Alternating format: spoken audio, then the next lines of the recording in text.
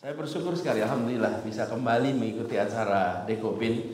Ketika saya dapat undangan pertama kali, diberitahu Pak Nurdin ada surat undangannya, saya sempat khawatir, waduh ini pas jadwalnya itu ada acaranya di Palu. Pokoknya saya bilang ini gimana caranya bisa pulang supaya tetap bisa hadir di acara Dekopin ini. Jadi acara di sana belum selesai sebenarnya, pagi-pagi udah langsung terbang ke sini. Alhamdulillah. Untung ada pesawat langsung ya, Palu Jakarta. Alhamdulillah bisa sampai dan ketemu dengan ibu bapak para pejuang koperasi yang punya tantangan yang cukup besar di Indonesia ini. Jadi saya dapat kesempatan untuk berbagi. Cuman tadi diberi waktunya agak menakutkan malah. Agak menakutkan malah. Kalau diberi waktu ngomong 15-20 menit itu malah punya bayangan. Kalau agak panjang ini kita khawatir nih. Tapi saya ingin gunakan kesempatan ini untuk berbagi pandangan, berbagi harapan, dan sedikit reflektif barangkali atas apa yang kita kerjakan selama ini. Saya ingat kalau tidak salah tahun lalu ya Pak Didin ya diundang di acara di Senayan di Hotel Century Atlet. Saya ingin mengulang sedikit soal itu. Jadi undangannya adalah bicara tentang ekonomi kerakyatan. Dan pembahasan ekonomi kerakyatan ini sudah menjadi pembahasan rutin puluhan tahun. Puluhan tahun, bukan hanya sekarang aja, dari dulu kita bahas. Tapi sebelum kita bicara lebih jauh, izinkan kami bercerita sedikit tentang konsep ekonomi yang biasa disebut sebagai social market economy. Kalau sekarang mereka malah menyebutnya social market environment economy. Nah kebetulan saya ketika tugas di Paramadina di kampus, kami secara khusus Pak mengadakan program pengkajian, pendalaman terkait dengan konsep social market economy ini. Kita mengundang para ekonom-ekonom dari kampus-kampus di seluruh Indonesia untuk bekerja bersama, memikirkan tentang bagaimana social market economy ini secara konseptual dan secara eksekusi. Kami kerjasama dengan Jerman, karena Jerman yang sudah melaksanakan konsep ini. Jadi yang unik dalam penanganan ini, dalam konteks di Jerman, penanganan kemiskinan misalnya, kalau di sana itu tidak dikerjakan oleh kementerian yang mengurusin Kesra, tapi kemiskinan itu dikerjakan oleh kementerian yang mengurusin perekonomian. Jadi Menteri Pembangunan dan Kerjasama Ekonomi itulah yang mengurusi soal kemiskinan. Padahal di sana ada Kementerian Sosial dan Tenaga Kerja. Kenapa itu dilakukan? Karena urusan kemiskinan, urusan ketimpangan itu diselesaikan melalui instrumen ekonomi. Bukan melalui instrumen jejaring pengaman sosial.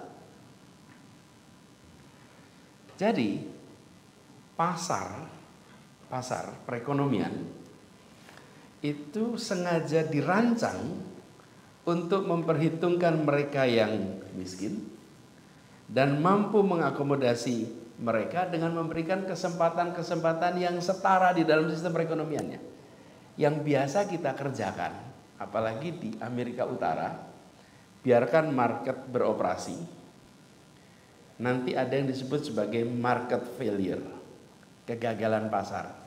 Market failure itu yang bisa menciptakan atau yang muncul dengan fenomena ketimpangan, fenomena kemiskinan. Nah, market failure itu, sisa itu nanti yang akan dibantu oleh pemerintah dengan berbagai macam program peran sosial. Jadi, membereskan persoalan ketimpangan, kemiskinan bukan semata-mata sebagai instrumen, menggunakan instrumen pemerintah, tapi justru menggunakan instrumen pasar. Nah, ini konsep ini, social market economy ini didorong menjadi alternatif ketiga setelah kita punya dua. yang kita tahu di dunia ini. Satu adalah sistem kapitalis, yang satu sistem sosialis. Ini menjadi jalan ketiga yang ditawarkan. Dia menggabungkan sistem ekonomi pasar, sistem ekonomi kapitalis dengan kebijakan-kebijakan sosial yang memastikan adanya kompetisi yang adil di dalam pasar dan di dalam meraih kesejahteraan bersama. Jadi, negara tidak mengintervensi perencanaan produksi, tidak mengintervensi perencanaan ketenagakerjaan, penjualan, tapi negara menggunakan instrumen kebijakan moneter, menggunakan instrumen kredit, perdagangan, perpajakan, bea cukai, investasi untuk menciptakan sebuah perekonomian, untuk menciptakan sebuah pasar yang memastikan bahwa kesejahteraan dan memastikan bahwa terpenuhinya kebutuhan seluruh populasi, bukan hanya sebagian populasi. Nah, kita ketika melihat ini, konsep ini di dalam operasionalisasinya di sana, rasanya seperti melihat sesuatu yang sering kita baca dalam literatur kita, yang kita sebut sebagai konsep ekonomi Pancasila. Konsep ekonomi kerakyatan yang sudah digaungkan berdekade-dekade yang lalu.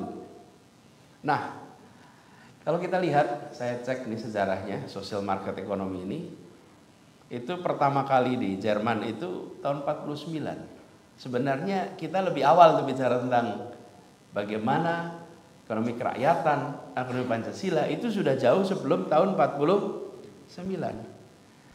Tapi ada bedanya Bapak Ibu. Apa bedanya ini?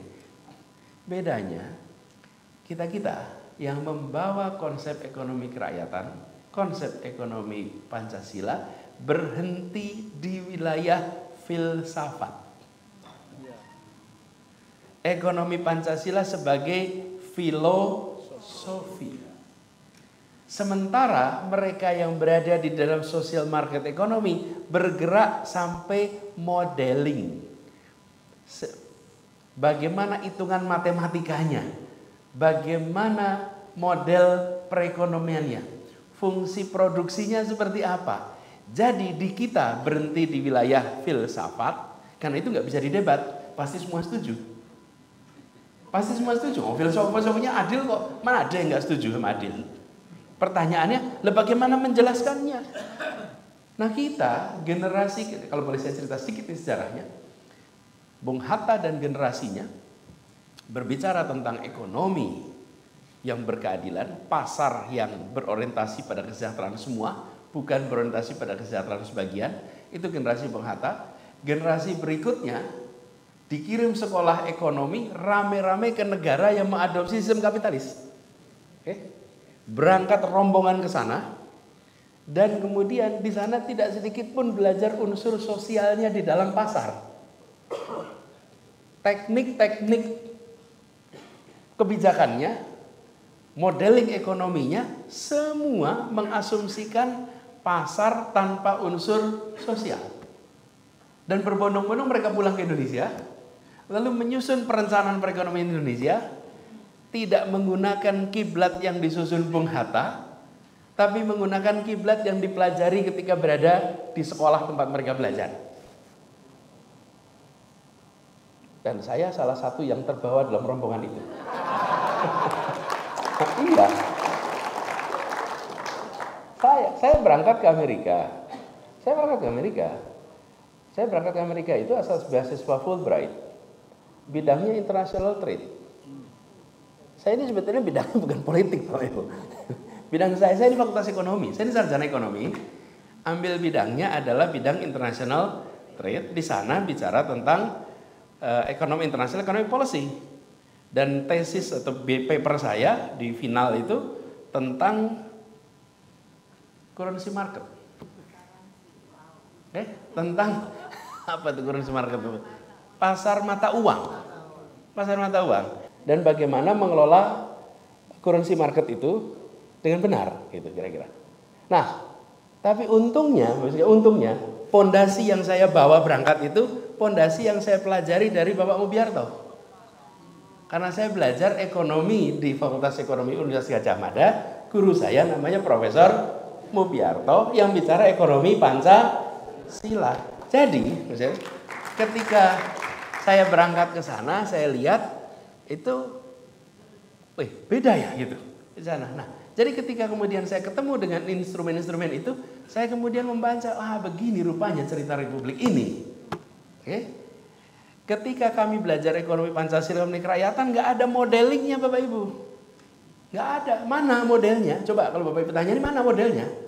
Fungsi produksinya seperti apa? Coba ditunjukkan rumusnya, nggak kelihatan. Sementara ketika saya bicara belajar tentang ekonomi yang kapitalis, di situ ada fungsi produksinya. Di situ missing link-nya kita. Oke? Karena itu ketika saya kemarin bertugas sebagai rektor di Universitas Madinah, saya bicara, yuk kita bahas bagaimana menerjemahkan ekonomi kerakyatan, ekonomi Pancasila dalam sebuah model-model perekonomian, model-model ekonomi yang matematikanya bisa dihitung. Karena selama ini model itu berhenti di dalam filsafat. Jadi kalau kemudian Bapak Ibu ketemu dengan pengambil kebijakan bilang, Pak, kami ingin kebijakannya berorientasi sosial. Itu pengambil kebijakan juga bingung. Loh, tunjukkan saya caranya. Kalau dalam pidato saya bisa pidatokan. Oke? Tapi kalau tunjukkan kebijakan, apa yang harus kerjakan? Kenapa contoh dari social market ekonomi di Jerman itu menarik? Dan itu ada ilmunya sekarang.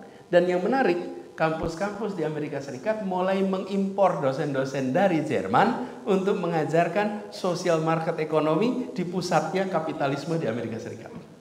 Berbondong-bondong sekarang mereka diundang. Namanya social market bagaimana pasar dengan spirit keadilan. Nah, ini Bapak sekalian, PR kita yang harus kita tuntaskan. Ketika kita mengkaji ini dengan banyak ekonom-ekonom Indonesia, semuanya merasa alhamdulillah, akhirnya filosofi yang kita punyai itu punya instrumen aplikasinya. Nah, ini kemudian yang harus kita dorong. Jadi kalau kita tidak membereskan ini di level para pakar ekonomi, maka sampai kapanpun kita akan bergerak dua arah. Filosofinya kerakyatan, alatnya kapitalis. Karena di alatnya kita nggak punya. Yang bergerak kapitalis juga mencoba untuk mencari justifikasi filosofinya, bukan? Dengan cara negara hadir memberikan bantuan-bantuan sosial atas ketimpangan yang muncul akibat pendekatan yang kapitalis.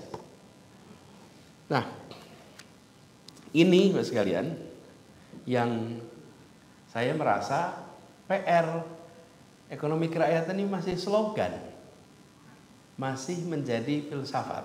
Jadi ke depan kita harus melakukan pengembangan keahlian di dalam menerjemahkan filsafat ekonomi kerakyatan menjadi instrumen kebijakan ekonomi kerakyatan. Jadi ini membuat ekonomi Pancasila, ekonomi kerakyatan itu tidak menjadi sesuatu yang utopis. Kalau sekarang ngobrol tentang ekonomi Pancasila di kalangan ekonom itu mandang, ya itu utopis itu. Pasti begitu. Secara terbuka ya semuanya pasti bagus lah, namanya juga filsafat keadilan. Ada yang tidak setuju. Tapi dalam prakteknya model matematiknya tidak ada, kebijakan publik yang kokohnya juga belum ditemukan. Nah, salah satu yang sering juga disebut dan juga sering dibahas, tapi terasa masih sebagai slogan, itu adalah kalimat koperasi adalah soko guru perekonomian Indonesia. Mirip bukan? Iya, mirip. Koperasi sebagai soko guru. Soko guru itu artinya apa sih? Yang utama. Tiang yang di tengah, tiang yang penyangga, dan kenyataannya, apakah koperasi ini sudah menjadi soko guru atau masih sekedar pavilion? Ini kenyataannya nih. Ya kan? Apa masih di teras nih? Belum masuk di utama nih gitu. Belum masuk di utama. Dan apakah koperasi sudah menjadi penyedia solusi utama bagi masalah-masalah besar bangsa, masalah-masalah besar perekonomian, masalah-masalah besar kesejahteraan. Rasanya belum. Betul ya? Betul? Rasanya belum. Dan bila koperasi nih, bila koperasi itu disebut, kira-kira top of mind di publik apa? Koperasi simpan pinjam, Bapak Ibu. Iya kan? Itu top of mind tuh. Saya sempat minta tim saya untuk ngecek statistiknya. Statistiknya itu 16 sektor yang tinggi atau 5 sektor utama. 49,6% itu jasa keuangan dan asuransi. 35% pertanian, kehutanan, asuransi. Lalu makanan, minuman, akomodasi 10%, perdagangan besar 1,6%. Jadi separuh itu bidangnya jasa keuangan. Jadi simpan pinjam, dan di antara simpan pinjam itu ada yang sangat terkenal, Kospin. Ini catatannya nilainya sudah sampai 12 triliun, pengelolaan bisnisnya lebih dari 120 triliun. Ini nilainya yang besar, tapi apa sudah menjadi soko guru perekonomian? Belum. Nah, sekarang kita coba lihat di negara lain. Bagaimana kira-kira di negara lain? Kita jangan hanya membandingkan dengan yang seharusnya, tapi kita membandingkan dengan yang sudah senyatanya bisa dikerjakan. Saya rasa Bapak Ibu sekalian punya banyak contoh. Tapi izinkan saya ngambil contoh satu aja, yang produknya kerasa kita di sini. Selandia Baru. Selandia Baru itu punya koperasi susu yang anggotanya 9.000 peternak. Ini nggak kalah banyak dengan anggota di Bandung, Pak. Ya, ini 9.000 peternak nih di sana. Tapi koperasi ini menguasai 30% ekspor susu dunia. Saya ulang nih, 30% ekspor susu dunia. Dan kita kenal di Indonesia ada mentega Anchor, susu Anlene. Ini banyak sekali. Namanya Fonterra. Fonterra ini koperasi di sana. Perusahaan terbesar di sebuah negara justru sebuah koperasi. Jadi kalau di New Zealand mereka bisa bilang di New Zealand nih bahwa koperasi soko guru perekonomian New Zealand. Bisa itu. Boleh. Lawang yang terbesar adalah koperasi menguasai susu dunia. Kita punya di Indonesia namanya KPSBU, Koperasi Peternak Susu Bandung Utara. Dan anggotanya di sana itu lebih dari 8.000. Kalau di Selandia Baru 9.000, ini lebih 8.000. Populasi sapi perahnya itu di atas 20.000 dan produksi sekarang sekitar 150 ton per hari. Nah pertanyaannya, apakah KPSBU Lembang ini udah menjadi soko guru perekonomian di Lembang dan Bandung? Itu dia. Apakah bisa kita bilang bahwa perannya sudah mendekati peran Fonterra di Selandia Baru? Belum. Apakah dia nantinya bisa seperti Fonterra? Harus bisa. Ini tugas kita bersama. Jadi kita punya potensinya, harus bisa, harus bisa. Jadi kita ini ketika melihat kenyataan loh, ukurannya 9.000, sini 8.000, yang sana bisa nguasain. Ini masalah bin harus bisa. Dan kita harus mengusahakan itu. Ada satu contoh lain Pak, di daerah Basque. Basque itu di Spanyol. Ada koperasi namanya Mondagron. Bidangnya bisnis, keuangan, retail. Ini pekerjanya 80.000 orang, ada 250 anak perusahaan. Dan mereka punya sebuah kebijakan yang unik, yaitu tentang rasio upah. bahwa rasio upah pegawai paling rendah dan paling tinggi tidak boleh 5 kali lipat.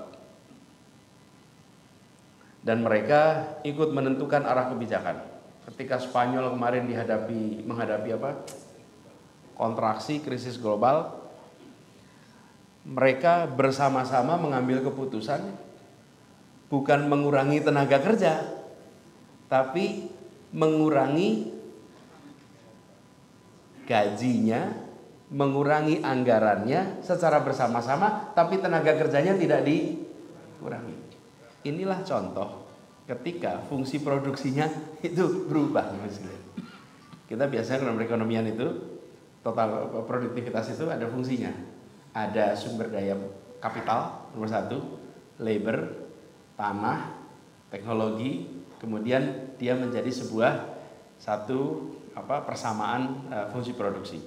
Nah, ini contoh ekonomi kerakyatan. Ada juga contoh lain di Yunani, Pulau Sifnos. Ini penduduknya sekitar 3.000 orang, bikin koperasi, memproduksi listrik dari sumber terbarukan untuk 100% kebutuhan listrik sendiri. Jadi mereka bikin surya panel, bikin kincir angin, dan kemudian mereka gunakan itu untuk semuanya. Dan di Jerman hari ini 50% energi terbarukan itu dihasilkan dan dimiliki oleh komunitas-komunitas bentuknya koperasi. Bapak sekalian, 50% dari energi terbarukan di Jerman dihasilkan lewat koperasi. Jadi ini contoh nyata ketika filosofi itu diturunkan dalam bentuk kebijakan, diturunkan dalam bentuk model, begitu dieksekusi dahsyat dampaknya. Itu tadi cerita Selandia Baru, cerita Spanyol, cerita Yunani. Sekarang saya cerita Jakarta, boleh ya? Jakarta. Walaupun sudah pensiun, Mbak misalnya. Ada pensiun, tapi saya cerita Jakarta, boleh kan? Boleh. Jadi ketika kami bertugas di Jakarta, kita melihat ini nggak bisa kita membiarkan begini saja. Negara rakyat berinteraksi tanpa ada sebuah institusi yang mengatur bersama. Jadi kita gunakan pendekatan koperasi ini untuk sebuah dalam tanda kutip policy eksperimen, policy breakthrough yang belum pernah terjadi sebelumnya. Kami ini di pemerintah kalau membangun rumah susun, lalu pengelola rumah susun itu akan berurusan dengan setiap warga yang ada di situ. Tagihannya, maintenance-nya, begitu kira-kira. Semua kita kerjakan. Nanti pada bayar tuh bulanan. Seperti apartemen. Nah, kampung akuarium itu kampung yang dulu digusur. Hilang, kemudian kami bangun kembali kampung itu. Dibangunlah tower di sana. Dan warganya kembali masuk ke sana. Nah, ini kita ubah konsepnya. Bukan pemerintah berurusan dengan per warga, kami minta mereka membuat koperasi untuk mengelola itu semua. Namanya Koperasi Akuarium Bangkit Mandiri. Mereka menjadi entitas berkumpulnya seluruh warga yang tinggal di sana harus anggota koperasi. Tanpa anggota koperasi tidak bisa ikut tinggal di rumah susun. Harus. Lalu seluruh pengelolaan rumah susun itu dikelola oleh koperasi. Pembayaran bulanan oleh koperasi. Jadi negara tidak berurusan langsung dengan rakyat, tapi berurusan lewat koperasi. Kan kita biasanya panggil manajer bikin PT mengelola rumah susun, bukan? Manajemen building. Lah kenapa manajemennya PT? Apa yang terjadi ketika ini dilakukan? Semua memiliki peran yang sama. Ya Bapak Ibu tahulah prinsip pengelolaan koperasi. Apa yang terjadi? Kemudian warga itu bersatu, bekerja bersama, dan berurusan dengan pemerintah sebagai sebuah entitas. Jadi kami bukan malah berinteraksi dengan warga langsung dan memecah belah warga, bukan. Justru kami ingin warga bersatu lewat entitas koperasi. Ini sudah dijalankan. Dan itu pertama kali ada pemerintah mengelolakan sebuah tempat miliknya. Ini kan asetnya aset pemerintah, tapi oleh koperasi. Itu lamanya di mana? Lamanya cari regulasinya, Bapak Ibu. Apa artinya? Kita tidak memiliki policy framework yang memberikan ruang pada koperasi untuk mengelola seperti ini. Itu. Jadi itu yang saya katakan tadi, selama kita tidak menerjemahkan di dalam bentuk regulasi, ini sulit koperasi itu tumbuh, sulit. Regulasinya disiapkan. Jadi kami itu bertaruhnya di mana? Nanti kalau pemeriksaan BPK bagaimana? Betul kan? Nanti kalau penghitungan dalam tanda kutip nilainya yang layak seperti apa? Wah, itu rumitnya di situ. Nah, ini sudah kita lakukan. Jadi kami ingin bilang begini Bapak sekalian. Kalau kita mau menanyakan apa yang akan dikerjakan besok, jangan tanya apa isinya besok mau dikerjakan. Semua orang bisa ngarang apa saja Bapak Ibu. Bapak Ibu sekalian, cari semua calon gubernur, calon wali kota, calon presiden, bicara depan Bapak Ibu sekalian. Tanya, apa yang akan dikerjakan untuk koperasi? Semua jawabannya menyenangkan kuping Bapak Ibu sekalian. Iya, pasti. Semuanya akan bilang, oh iya, kami akan bikin koperasi top, koperasi nomor 1. Semua akan bilang begitu. Dan Bapak Ibu dengerin, wah ini cocok ini, ya. Ini cocok ini sama kuping saya cocok nih gitu ya. Oke, pas tahun berikutnya berjalan, kok rauno nggak ada kenyataannya ya. Gitu. Nah kami nggak mau menawarkan itu Bapak Ibu sekalian. Yang kami mau tawarkan adalah rekam jejak kenyataan yang sudah terlaksana. Itu yang kita tawarkan. Kenapa?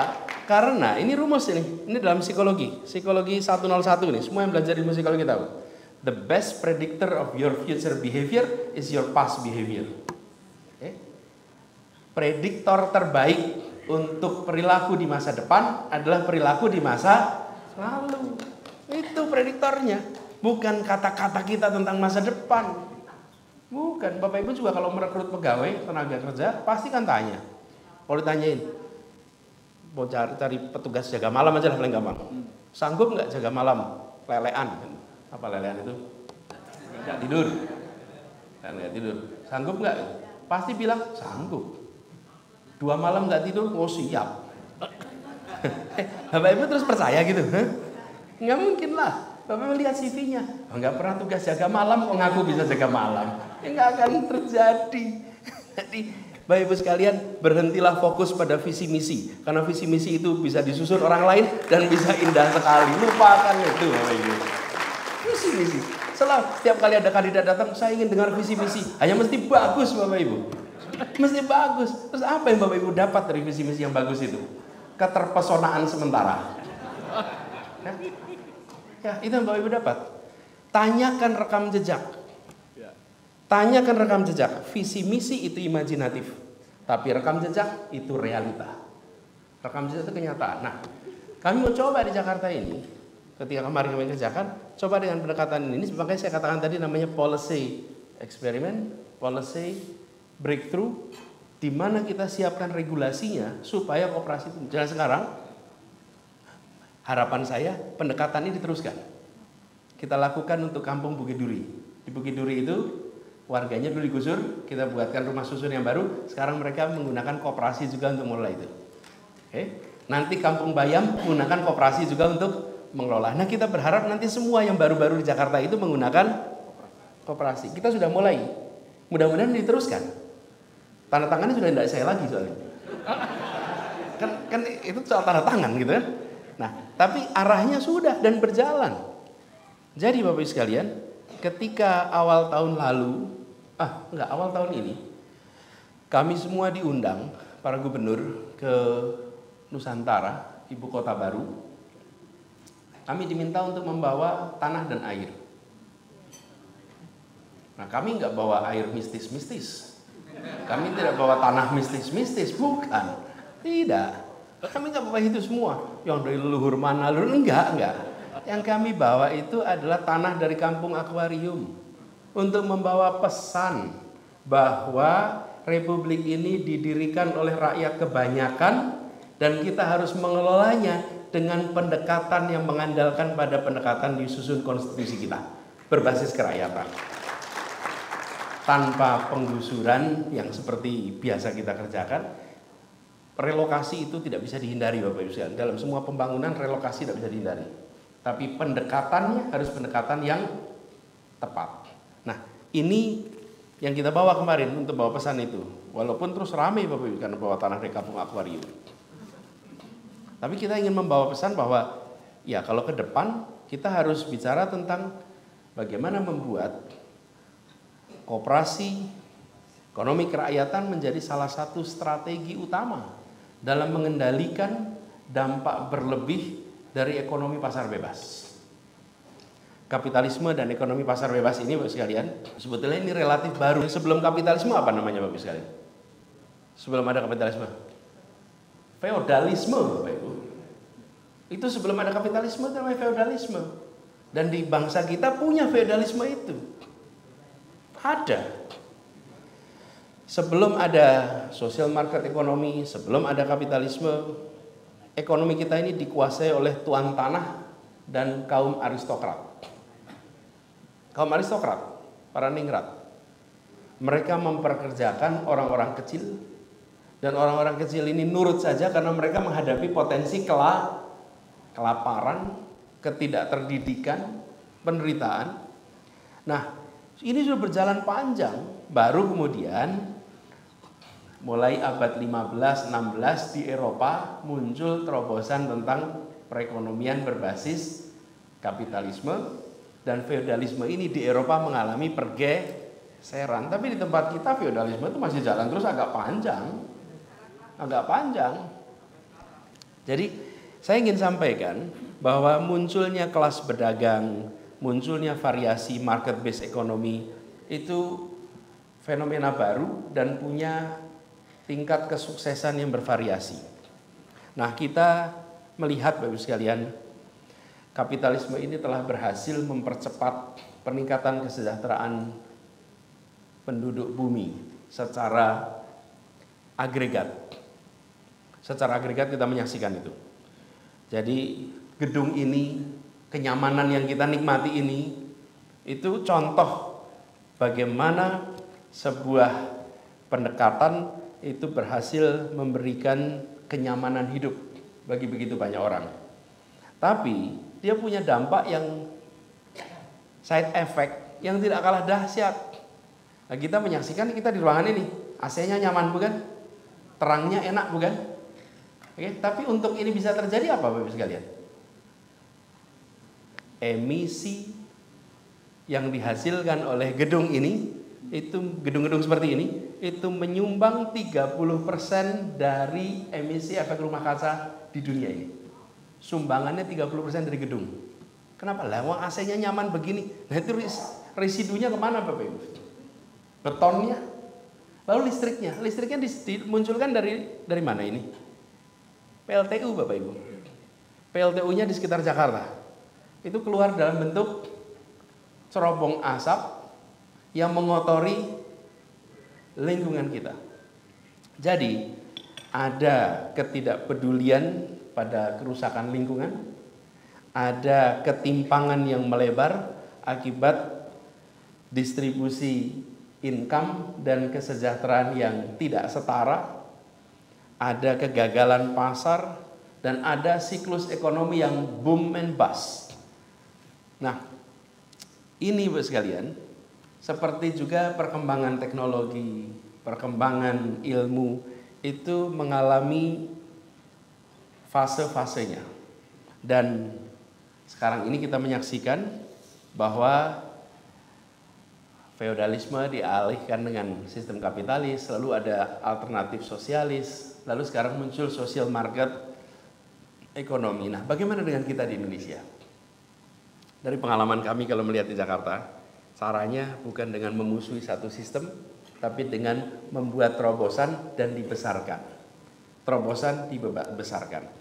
Jadi kita harus mendorong perubahan, tapi perubahan itu tidak harus drastis. Perubahan itu bisa dikerjakan secara bertahap. Sembari koperasinya pun mengalami pertumbuhan secara bertahap. Jadi kita membayangkan Bapak sekalian, membangun institusi-institusi alternatif di dalam sistem yang lama, dan salah satu institusi yang bisa diandalkan adalah institusi koperasi. Itu yang paling bisa diandalkan. Jadi ketika mendorong perkembangan koperasi, ini tidak berarti kemudian kita menuntut perubahan perekonomian secara keseluruhan.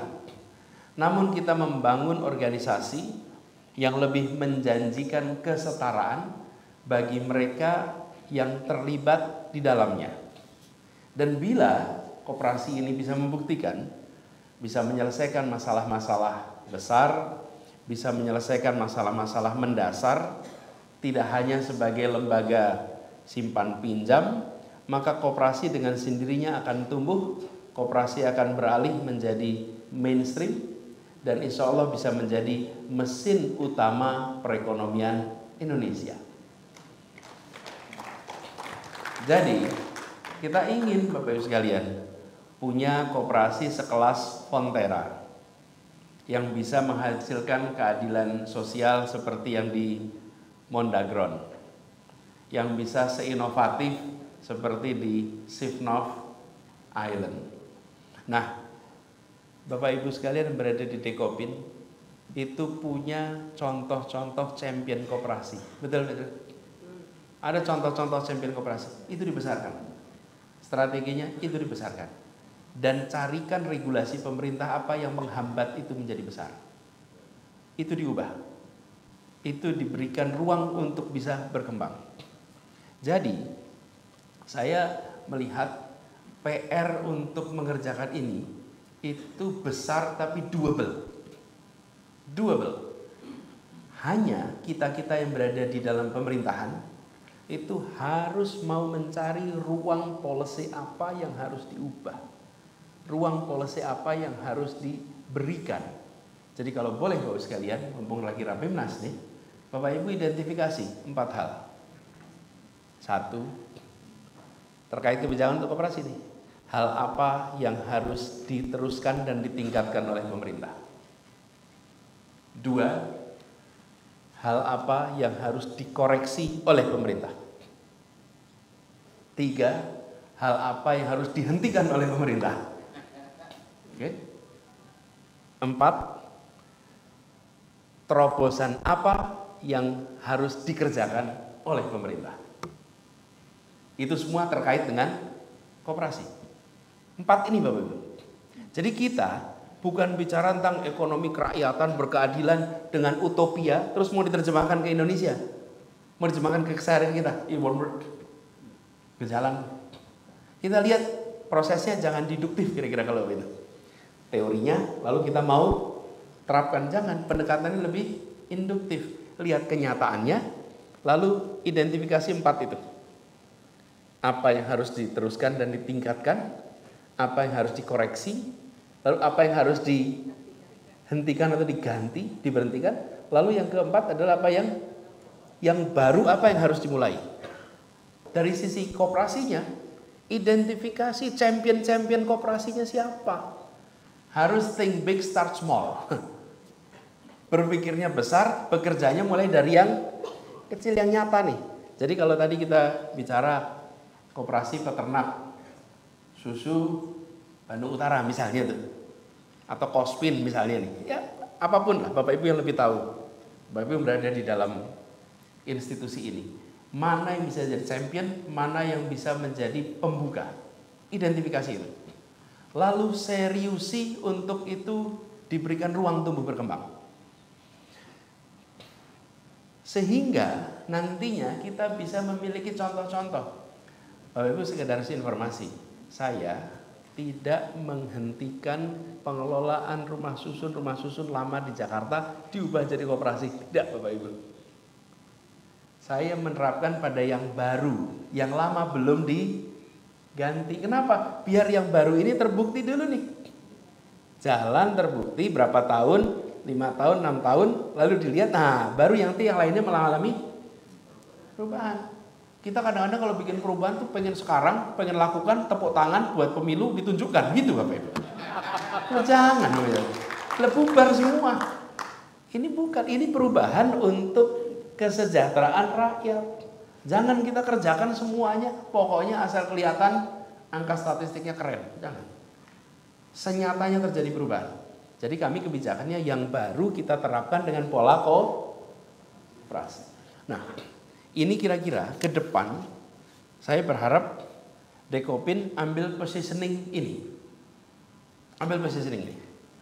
Jadi Rapimnas ini harapannya itu bisa mengambil isu-isu strategis yang tadi saya usulan ini. Pikirkan sama-sama.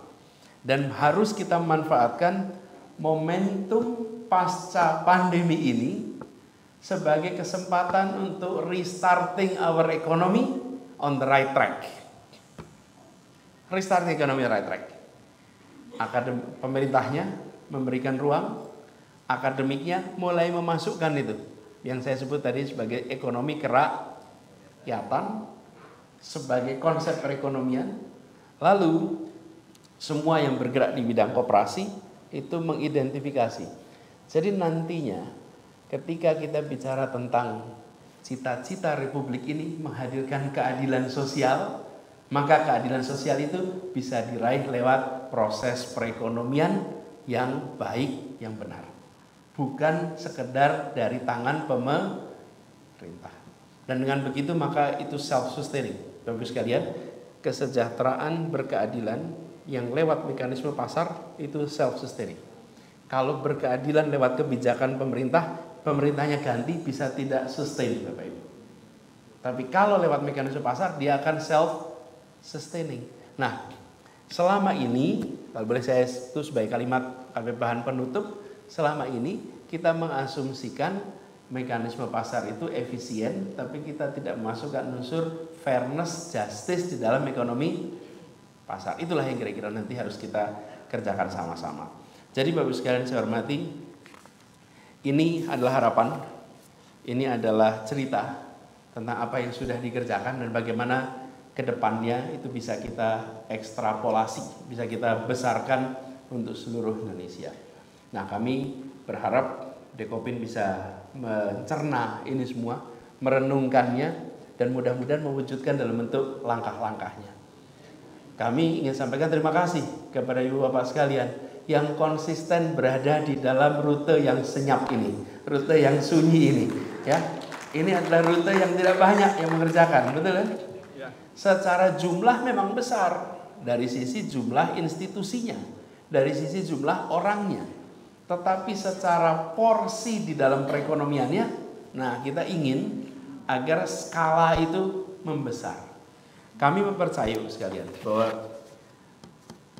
instabilitas dunia akibat kerusakan lingkungan itu luar biasa besar. Kita akan ditargetkan menurunkan 1,5 derajat suhu kita. Bukan menurunkan, mencegah kenaikan sampai 1,5 derajat. Itu bukan pekerjaan yang ringan dengan aktivitas perekonomian yang kita miliki seperti sekarang. Itu sekalian, kalau kita tidak kerjakan di skala mikro dengan memunculkan institusi seperti koperasi, ini PR-nya akan luar biasa. Indonesia bisa mengerjakan dan Dekopin harus menjadi garda terdepannya. Terima kasih. Assalamualaikum warahmatullahi wabarakatuh.